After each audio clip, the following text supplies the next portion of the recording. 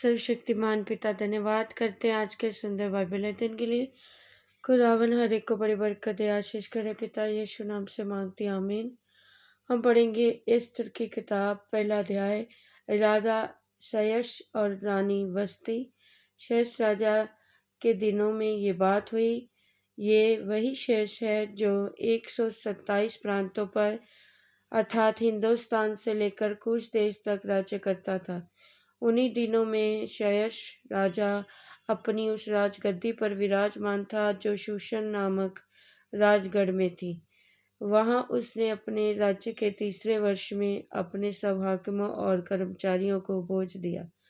फारस और मादे के सेनापति, प्रांत प्रांत के प्रधान और हाकिम उसके सम्मुख आ गए।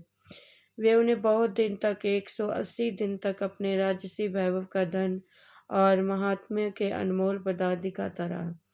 उन दिनों के बीतने पर राजा ने क्या छोटे क्या बड़े उन सबों को भी जो शूशन नामक राजगढ़ में इकट्ठा हुए थे, राजभवन की बारी के आंगन में 7 दिन तक भोज दिया।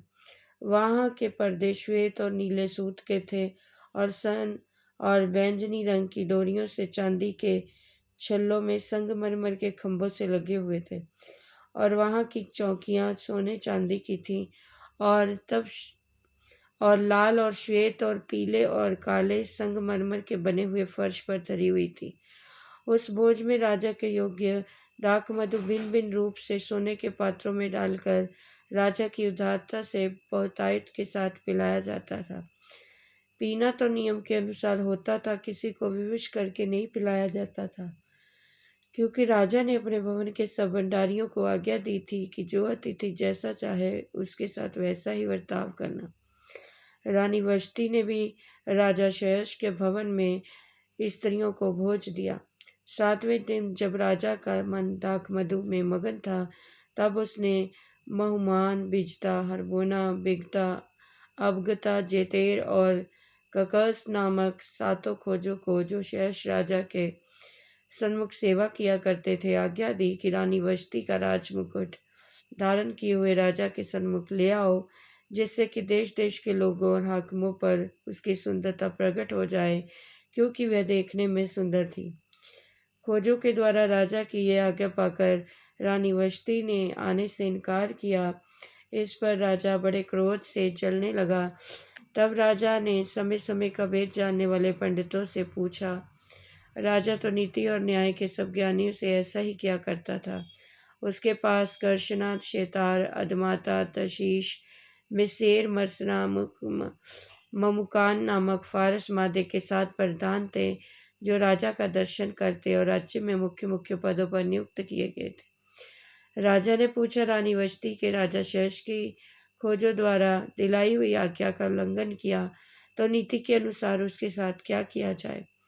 तब ममुकान ने राजा और हाकिमों की उपस्थिति में उत्तर दिया, रानी वस्ती से जो अनुचित काम किया है, वे न केवल राजा से परंतु सब हाकिमों से और उन सब देशों के लोगों से भी जो राजा शयश के सब प्रांतों में रहते हैं, क्योंकि रानी के इस काम की चर्चा सब स्त्रियों में होगी।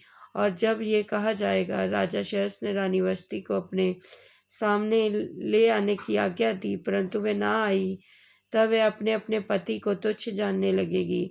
आज के दिन फारसी मादी हाकिमों की स्त्रियां, उन्होंने रानी की इस बात को सुना है और वह भी राजा के सब हाकिमों से ऐसा ही कहने लगेंगी। इस प्रकार बहुत ही घृणा और क्रोध उत्पन्न होगा। यदि राजा को स्वीकार हो तो ये आज्ञा निकाले और फारसियों और मादियों में कानून में लिखी भी जाए, जिससे कभी बदल ना सके, कि रानी वस्ती राजा शयश राजा के सम्मुख फिर कभी ना आने पाए और राजा पटरानी का पद किसी दूसरी को दे दे जो उससे अच्छी हो। अतः उस राजा की आज्ञा उसके सारे राज्य में सुनाई गई। तब सब पत्नियां अपने अपने पति का चाहे बड़ा हो या छोटा आदरमान करती रहेंगी। ये बात राजा और हाकिमों को पसंद आई और राजा ने ममुकान की सम्मति मान ली और अपने राज्य में अर्थात प्रत्येक प्रांत के अक्षरों में प्रत्येक जाति की भाषा में चिट्ठियां भेजी कि सब पुरुष अपने अपने घर में अधिकार चलाएं और अपनी जाति की भाषा में बोला करें। इस वचन के द्वारा प्रभु ब्लेस करेंगे। आमीन। सबको जय मसीह।